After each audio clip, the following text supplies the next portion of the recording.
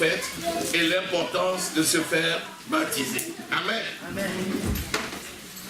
Seigneur mon Dieu, tu es le Dieu de la révélation. Merci pour la révélation de ta parole dans les cœurs au nom de Jésus-Christ. C'est toi mon Dieu qui es élevé par-dessus tout. Nous te rendons grâce et nous te bénissons pour l'assistance de ton esprit. C'est par ton esprit que tu nous instruis. Oui, c'est toi qui produis le vouloir et le faire. Que ton nom soit glorifié. Au nom précieux du Seigneur Jésus-Christ, nous avons prié. Amen.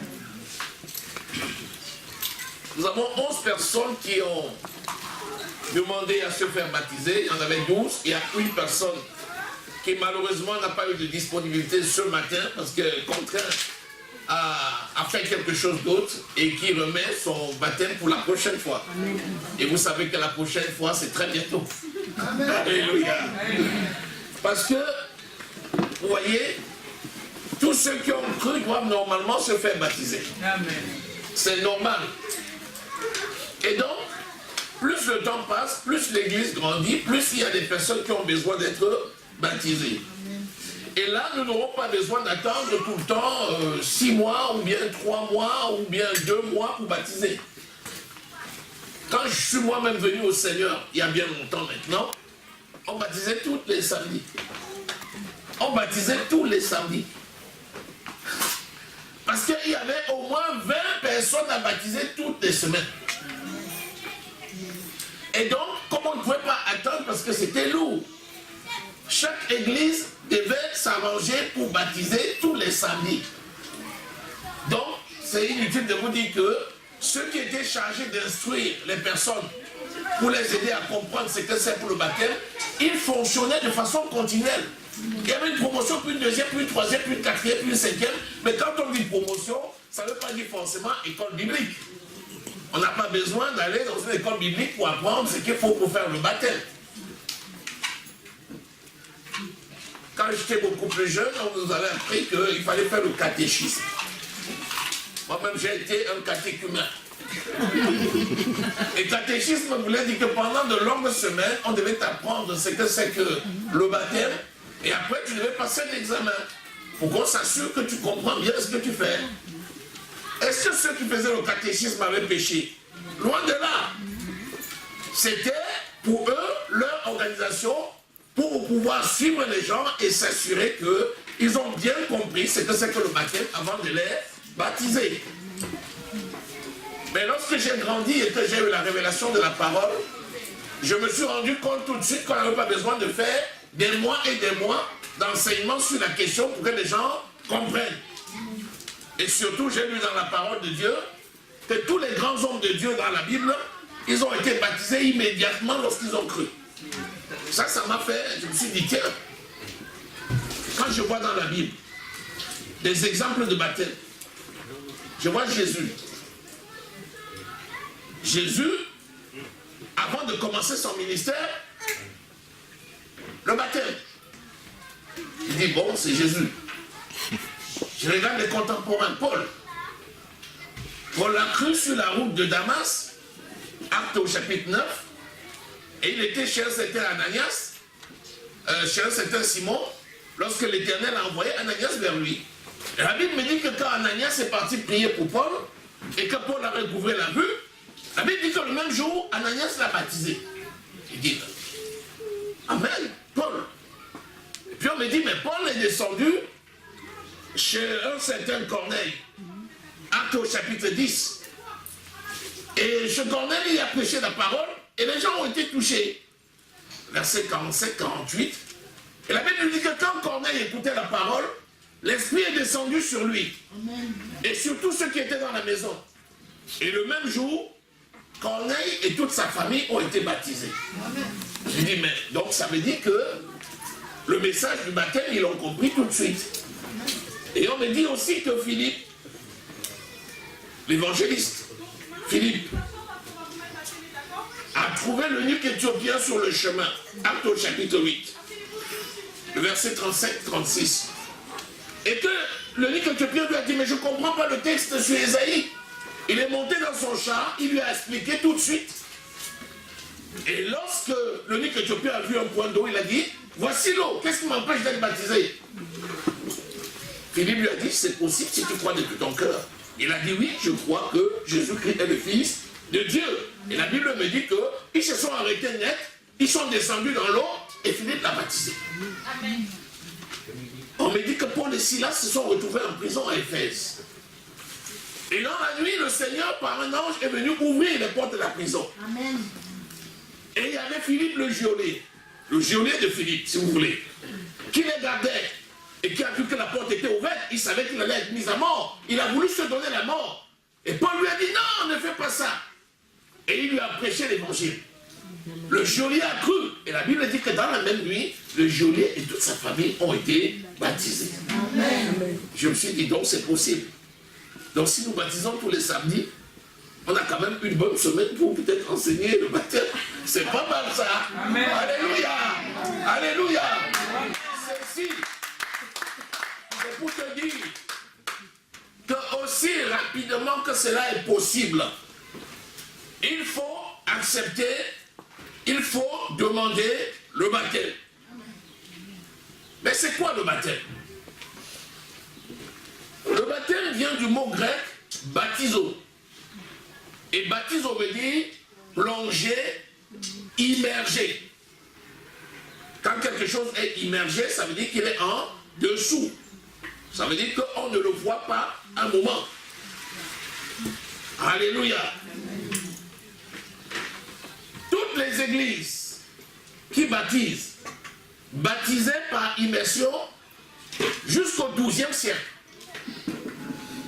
Quand vous voyez l'histoire des églises qui baptisent, on rapporte que jusqu'au XIIe siècle, tous baptisaient par immersion. Parce que c'est même la définition du mot baptême. Baptême veut dire immerger. Mais du XIIe au XIIIe siècle, certains pouvaient choisir de mettre la moitié de leur corps. C'était la semi-immersion. Et à partir du XVe siècle, il y a un grand homme d'église catholique romaine qui a dit, bon, allez, c'est un symbole, on peut juste mettre de l'eau sur la tête de quelqu'un. Et c'est comme ça que l'aspersion est venue. Sinon, dans toutes les églises, c'était l'immersion. Mais qu'est-ce que ça veut dire en réalité? Ça veut dire en réalité que les gens n'ont pas eu la révélation de ce que c'est que le baptême. Parce que si tu as la révélation de ce que c'est que le baptême, tu es obligé de plonger. Et c'est ça que nous allons voir encore aujourd'hui. Alléluia. Dimanche dernier, nous avons vu que pour préparer les voies de Jésus, Dieu avait envoyé un homme qui s'appelait Jean-Baptiste.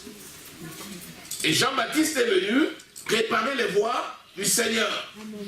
Et il annonçait aux gens que Christ viendrait et il recommandait aux gens de se repentir de leurs péchés et de se faire baptiser. Jean baptisait dans le Jourdain. C'était un fleuve. Et c'était plus facile de plonger les gens. Et Jean plongeait les gens dans le Jourdain. Mais sauf que l'Esprit de Christ avait commencé déjà à agir sur Jean. Jusqu'au moment où Jean plongeait les gens dans l'eau, Jean plongeait les gens dans l'eau parce que le Jourdain était un fleuve où c'était facile de baptiser. La preuve, c'est que quand il a eu la révélation de la personne de Christ, il a envoyé ses disciples pour aller demander à Jésus s'il est réellement la personne qui devait venir. Et Jésus a dit, allez lui dire, les sourds entendent, les aveugles voient, les boiteux marchent. Amen. Alléluia. Et dans Matthieu 3, versets 1 à 12, je vais vous laisser le soin de le lire, il est écrit que Jean baptisait dans le Jourdain et il demandait au peuple, repentez-vous.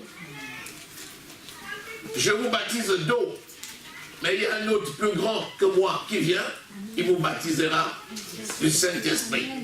Celui-là, c'est Jésus. Alléluia. Amen. Et la Bible nous dit que beaucoup de gens venaient se faire baptiser. Les gens avaient écouté son message et ils venaient. Et puis il leur disait, race de vipères, qui vous a appris à fuir la colère à venir? Race de vipères parce que ceux qui n'avaient pas Christ étaient de la nature du malin. Et parce que le symbole du malin, c'était le serpent. Et il dit, vous qui avez la nature du serpent, vous avez eu la révélation que cette nature-là amène à la mort et vous êtes venus vous repentir. En d'autres termes, Jean-Baptiste était heureux de voir les gens écouter son message et de venir. Sauf qu'il est venu un certain Jésus. Et là, ça l'a troublé. Il a dit, mais quand je dis aux gens de venir, parce que Christ arrive, et je leur dis de se repentir, et ils viennent nombreux, ça se comprend. Mais voilà encore Jésus lui-même qui vient. Il dit, mais je suis embêté parce que Jésus n'a pas de péché. Matthieu au chapitre 3, verset 13 à 15. Nous dit que Jésus est venu pour se faire baptiser par Jean. Jean dit, mais comment? Moi je prêche le baptême de la repentance. Voilà quelqu'un qui n'a pas de péché, qui vient pour que je le baptise. Il dit, il y a un problème. Jésus dit, non, laisse faire. Ne t'oppose pas. Et Jean a obéi et a baptisé Jésus. Et c'est après le baptême qu'il a eu la grande révélation lorsque l'Esprit de Dieu est descendu sur lui sous forme d'une colombe et qu'une voix retentit du ciel dit, celui-ci c'est mon fils bien-aimé en qui j'ai mis toute mon affection, écoutez-le. À partir de là, il a compris que nul ne peut résister au Seigneur Jésus et qu'il a bien fait d'écouter le Seigneur Jésus et de baptiser le Seigneur Jésus. Alléluia. Amen. À partir de là, Jésus dit lui-même dans Matthieu au chapitre 28, verset 19, allez et faites de toutes les nations les disciples, baptisez-les au nom du Père, du Fils et du Saint-Esprit. Dès lors que Jésus lui-même donne la recommandation, c'est suffisant pour aller aux eaux du baptême. Donc la première raison pour laquelle il faut accepter le baptême, parce que Jésus-Christ l'a dit et l'a recommandé. À la limite, je ne suis même pas encore dans l'explication. La parole de Jésus me suffit. Amen. Il m'a dit, j'ai cru, donc je dois te baptiser, alors je vais aux eaux du baptême. Alléluia. Amen. Mais nous n'allons pas nous arrêter là. On va aller un peu plus loin pour que tu comprennes mieux pourquoi tu as accepté, tu as demandé le baptême et pourquoi tu dois le faire. Alléluia. Amen. Donc le baptême n'est pas optionnel. Le baptême n'est pas optionnel. Ce n'est pas je peux le faire ou je peux ne pas le faire. Le baptême, c'est obligatoire. Pourquoi? Parce que c'est une recommandation du Seigneur. Tout simplement. Ce que le Seigneur a dit doit être fait. Parce que la parole de Dieu, c'est oui et amen. Mais qui va se baptiser? Puisque le Seigneur a dit de le faire. Le Seigneur peut le dire. Comme nous avons vu tout à l'heure. Dans 1 Corinthiens, nous avons vu que 1 Corinthiens au chapitre 3, verset 17, ne savez-vous pas que vous avez été rachetés à un grand prix?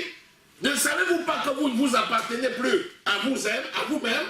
Vous avez été rachetés à un grand prix. C'est pourquoi on a dit tout à l'heure, si quelqu'un détruit le temple du Dieu vivant, je le détruirai. Car le temple du Dieu vivant est saint. Et c'est ce que vous êtes. À partir de là, je ne m'appartiens plus à moi-même. J'appartiens à Jésus. Pourquoi? Ce sont ceux qui ont cru au Seigneur Jésus qui doivent se faire baptiser. Ce ne sont pas les païens qui se font baptiser. Parce qu'ils n'ont pas de raison de se faire baptiser. Sinon, selon la tradition et selon les habitudes. Mais si quelqu'un se fait baptiser, il faut qu'il ait la révélation de ce que c'est. Il faut qu'il soit enfant de Dieu.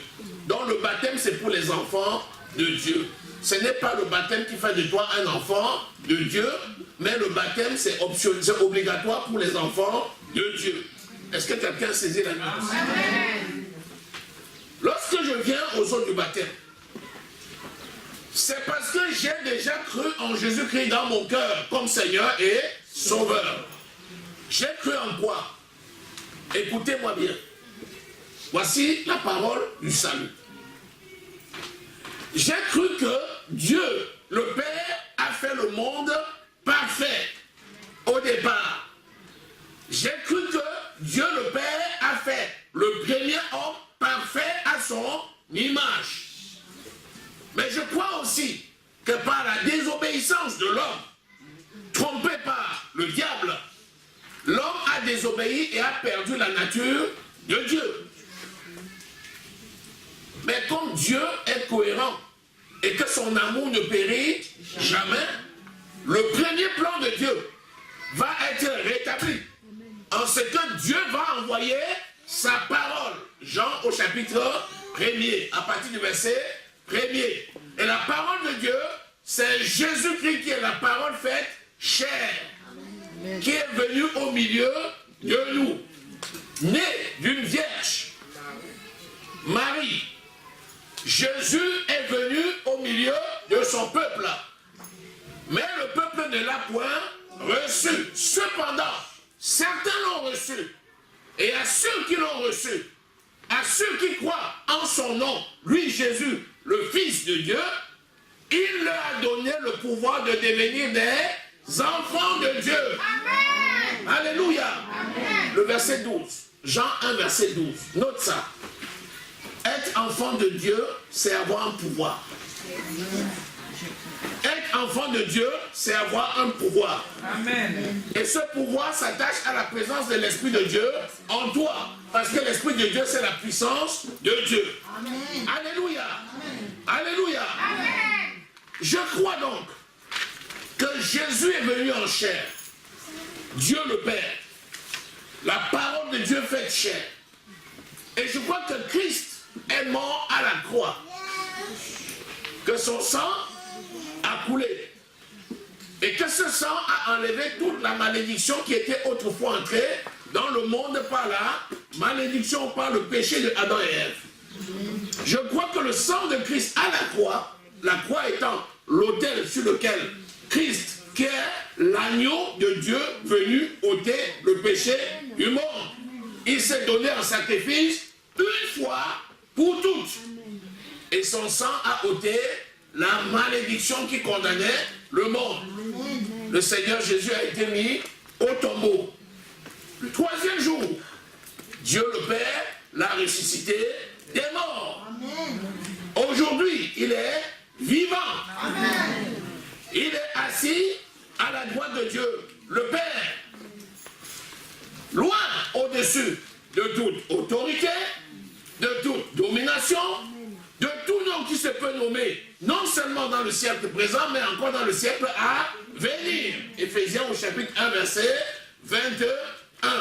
Éphésiens au chapitre 2, verset 6. Alléluia. Amen. Voilà le message du salut. Si tu crois à cette parole-là, tu es justifié, c'est-à-dire déclaré non coupable. Et si tu le déclares devant témoin, c'est-à-dire une quelconque personne, tu obtiens la vie éternelle qui s'appelle le salut. Ce n'est pas compliqué. Est-ce que jusqu'à là j'ai parlé du baptême? Et c'est ça qui te confère la nature d'enfant de Dieu. Mais ça s'est passé où? Ça s'est passé dans ton cœur. Est-ce que ce qui se passe dans ton cœur, il y a quelqu'un qui est là pour voir? Non. Non. C'est pourquoi la foi est individuelle et personnelle. C'est toi qui sais si tu as cru ou pas. Tu peux même jouer la comédie si tu en as envie. Sauf qu'à un moment donné, le Seigneur dit, dans Marc au chapitre 16, au verset 15, allez prêcher la bonne nouvelle à toute la création. Celui qui croira, et conjonction de coordination, et qui sera sauvé, baptisé sera sauvé. Ça veut dire que il y a un appendice qui s'attache à l'action de croire. C'est celui de se faire baptiser. Mais pourquoi il s'attache à ça? C'est parce que Dieu veut que nous rendions le témoignage. Amen. Parce que Jésus a vaincu le diable par la puissance de son témoignage. Amen. De même, nous aussi, nous remportons les victoires par notre témoignage. Le baptême d'eau, c'est l'expression extérieure du baptême du Saint-Esprit. Le baptême du Saint-Esprit se fait à l'intérieur Et le baptême d'eau s'est fait à l'extérieur. Ce que les gens n'ont pas vu dans le secret de ton cœur, c'est ce que tu vas représenter devant eux en allant aux eaux du baptême. Lorsque tu as reçu Jésus dans ton cœur comme Seigneur et Sauveur et que tu l'as confessé de ta bouche, immédiatement, l'Esprit de Dieu est venu faire corps avec ton esprit. Amen. Et l'Esprit de Dieu est venu habiter ton esprit. Amen. Quand l'Esprit de Dieu vient habiter ton esprit, qui domine sur l'autre? C'est l'Esprit de Dieu qui va dominer sur l'esprit humain pour lui donner une nouvelle naissance. Amen. Et donc l'Esprit de l'homme va faire corps avec l'Esprit de Dieu. Et c'est ce qu'on appelle le baptême du Saint-Esprit. Donc celui qui a reçu Jésus comme Seigneur et Sauveur est baptisé du Saint-Esprit. Parce que tu as cru que Christ est mort à la croix. Il a été mis au tombeau. Et 3 jours après, il est ressuscité des morts. C'est ce que tu as cru. Amen. On t'a dit ça. Tu as cru. Tu l'as médité. Tu l'as déclaré. Tu as réfléchi. Tu as dit c'est vrai, je suis convaincu. Et comme tout artiste qui bosse et qui connaît bien ses textes, tu dois passer à la représentation. Amen. Tu as beau être un artiste de renom sur du papier. Si tu ne passes pas sur scène, ou si on ne te voit pas sur grand écran dans ton œuvre, on ne reconnaîtra jamais ton talent d'artiste. Quand Dieu a voulu faire connaître à Abraham qui sont sa descendance, comme Abraham avait du mal au départ à croire, Dieu a pris Abraham, il l'a amené à l'extérieur. Il a dit, regarde, Abraham a levé la tête, il a dit, qu'est-ce que tu vois dans le ciel? Abraham a dit, je vois des étoiles. Il dit, tu peux les compter? Abraham a dit, non. Il dit, telle est ta postérité. Amen. Donc celui qui croit au Seigneur Jésus est une étoile. Amen. Quand il dit étoile, là, ça ne vous touche pas. C'est une star. Alléluia. Celui qui croit au Seigneur Jésus, c'est une star. Amen. Il y a le festival de Cannes, n'est-ce pas? Quand il y a des stars, là, vous pensez... Il y a des noms qui fusent sur vos lèvres, là, maintenant. Tu es une star! Amen. Alléluia! Amen. La star doit montrer ce qu'elle sait, ce qu'elle connaît. Amen. Et c'est ce que tu fais en allant aux eaux du baptême. Amen. Lorsque les témoins sont là, comme ça va se passer tout à l'heure, tu montres aux gens que tu crois que Christ est mort pour toi et que quand Christ était à la croix, tu étais avec lui. Tu montres aux gens que Christ a été mis au tombeau et que quand il était au tombeau, tu étais avec lui. Tu démontres aux gens que le vieil homme qui est mort à la croix et qui a été mis au tombeau, ce n'est pas le même homme qui est ressuscité des morts. Amen. Parce que Christ à la croix a porté la malédiction. Amen. Il n'était pas possible que la malédiction ait un pouvoir de résurrection. C'est pourquoi le Christ qui a été mis au tombeau, ce n'est pas celui qui est ressuscité. Rappelez-vous que c'est Dieu qui a pris la forme d'un corps humain. Ce corps humain-là qui est mort à la croix a été mis au tombeau et est resté au tombeau. Dieu a le pouvoir de te donner le corps qu'il veut. C'est pourquoi lors de la résurrection, l'Esprit de Dieu a donné à Jésus un corps de gloire. Alléluia. La Bible nous dit quoi? Lorsque Jésus-Christ est ressuscité, est mort, Marie de Magdala est venue, il a dit, ne me touche pas, car je ne suis pas encore allé vers mon Père. Il était revêtu du corps de gloire. Amen. Alléluia. Amen. Quand tu prends une graine, tu mets en terre, qu'est-ce qui se passe? Elle pourrit. La graine meurt. Tu dis, oh, la graine que j'ai mis en terre, elle a pourri. Mais si la graine ne pourrit pas, elle ne peut germer. Alléluia. Est-ce que quelqu'un a la révélation? Amen. Quand Jésus a été mis au tombeau, C'est comme ça que toi, tu fais la représentation en te plongeant dans l'eau. Pendant que Jésus était dans l'eau, pendant que Jésus était dans le tombeau, il a travaillé. La Bible nous dit, dans 1 Pierre, au chapitre 3, Alléluia. Amen. Vous lisez dans 1 Pierre au chapitre 3, que pendant que Jésus était dans le tombeau, vous lisez du verset 18 jusqu'au verset 21. L'esprit de Jésus, l'esprit, puisque mort quant à la chair, il a été rendu vivant quant à l'esprit. La Bible nous dit que l'esprit de Jésus est allé prêcher à l'esprit de ceux qui avaient été rebelles au temps de Noé, afin qu'eux aussi soient sauvés. Ainsi, lorsqu'on te plonge dans l'eau, il ne s'agit pas d'un simple bain. Il ne s'agit pas d'une simple plongée. Lorsque tu es plongé dans l'eau, parce que justement tu as décidé délibérément d'être plongé dans l'eau, de la même façon que l'Esprit de Christ est allé racheter des esprits qui autrefois étaient prisonniers. Amen. Il va se passer un mystère dans ta vie. Amen. Un miracle dans ta vie. Alléluia. Amen.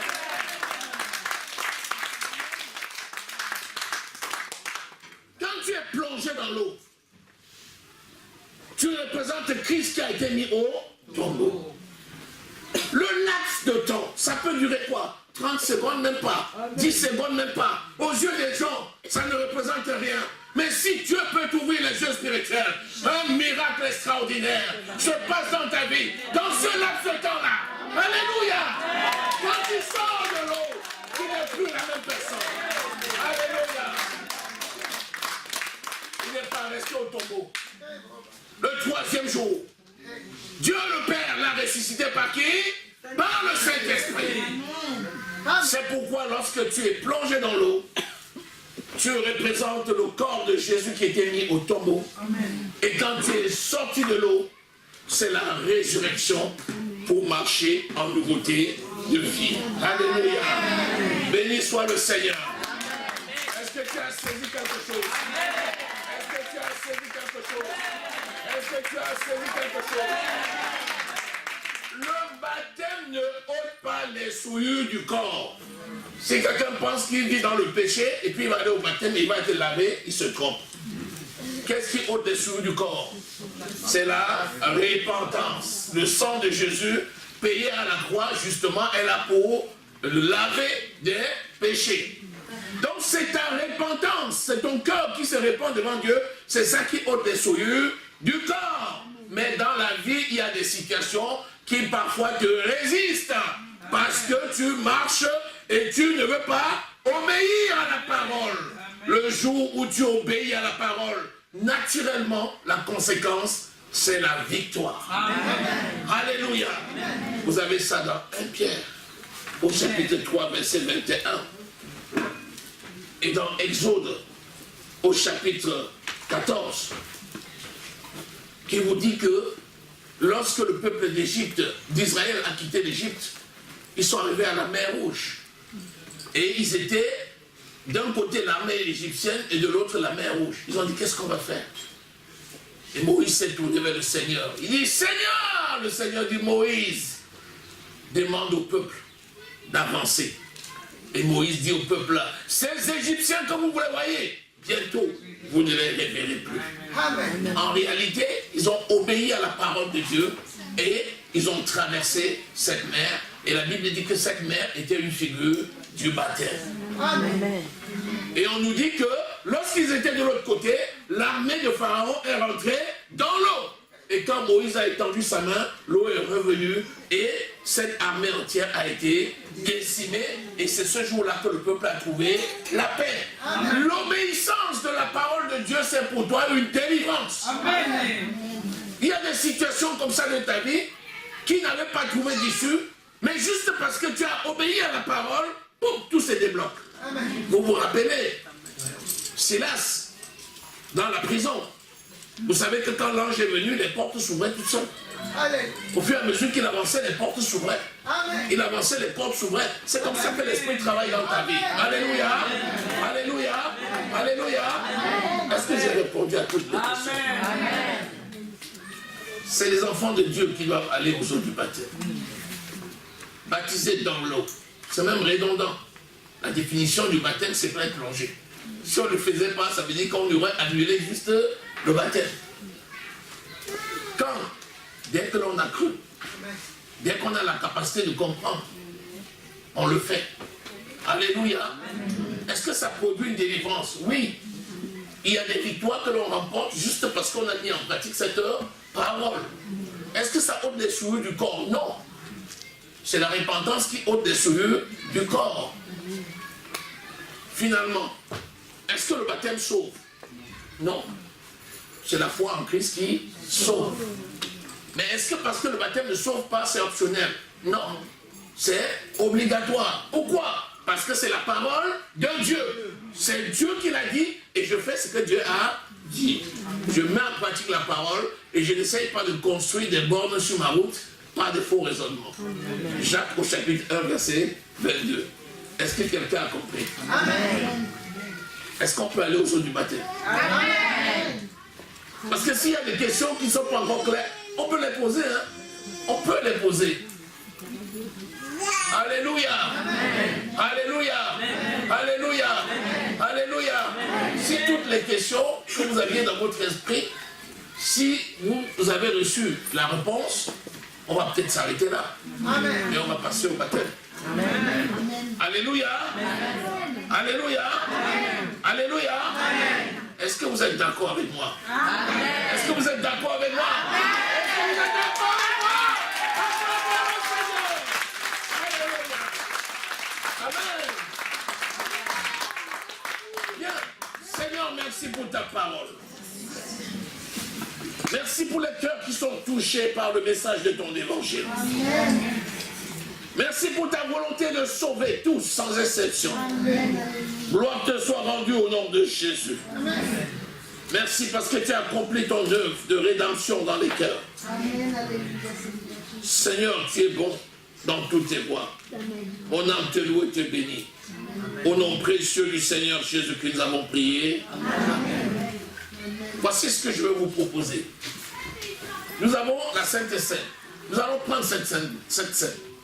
Aujourd'hui, plus que les autres jours, je vais vous expliquer pourquoi je préfère qu'on prenne la Sainte Seine avant le baptême. C'est parce qu'on n'a pas besoin d'être baptisé pour prendre la Sainte Seine. Je le dis parce que les gens ont souvent rattaché Sainte Seine et baptême. Nous venons de voir que qui se baptise? C'est celui qui a cru. Est-ce que celui qui a cru a droit à la Sainte Seine? Oui. Plus que celui qui a cru célèbre la victoire de Christ à la croix pour lui. Est-ce que tu vas te priver de cette célébration parce que tu n'es pas encore allé aux eaux du baptême? Non. Mais est-ce que ça t'empêche d'aller aux eaux du baptême? Non. Tu dois aller aux eaux du baptême. Donc prendre la Sainte Seine, c'est une très bonne chose parce que tu célèbres une victoire qui t'est acquise. Tu la célèbres. Mais ça ne t'empêche pas d'aller aux eaux du baptême. Amen. Vous savez, pour certains, le baptême ôte les péchés. C'est pourquoi on dit aux gens, tant que tu n'es pas encore baptisé, tu n'es pas suffisamment pur pour prendre la Sainte Seine. Non, c'est pas vrai. Parce que imaginez-vous si ce raisonnement était juste. Tous ces gens seraient déjà morts. Parce que ça veut dire que tu as conditionné en disant il faut être pur, c'est-à-dire pur selon les hommes, c'est-à-dire ne jamais avoir le moindre péché sur toi pour avoir droit à la Sainte Seine. Ça veut aussi dire que si quelqu'un se présente devant la Sainte Seine et qu'il y a quelque chose qui ne va pas dans sa vie, ça veut dire que cette personne est morte. Ça veut dire que, comme au temps de Saphira et Ananias, après chaque culte, il fallait que les corps morts passent par là parce qu'on devait trouver plein de gens morts. Non, c'est pas comme ça. Le Dieu que nous servons n'est pas comme ça. Alléluia. C'est un Dieu d'amour qui nous a donné son esprit et qui nous appelle à marcher dans la sanctification. Alléluia.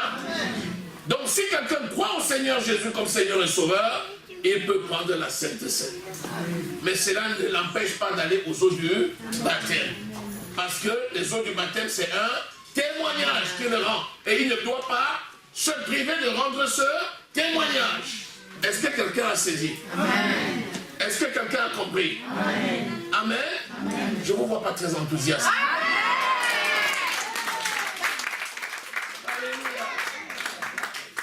L'église de Jésus-Christ est une église de délivrance. Amen. Et c'est ce que Jésus a fait. La Bible dit que pendant que le monde était encore dans la boue des péchés, nous avons été aimés par Dieu. Amen. Et il est allé à la croix pour nous. Et il nous a sortis des ténèbres pour nous amener au royaume du Fils de son amour. Et c'est ce que nous sommes. Alléluia. Béni soit le Seigneur. Béni soit le Seigneur. Béni soit le Seigneur. Amen.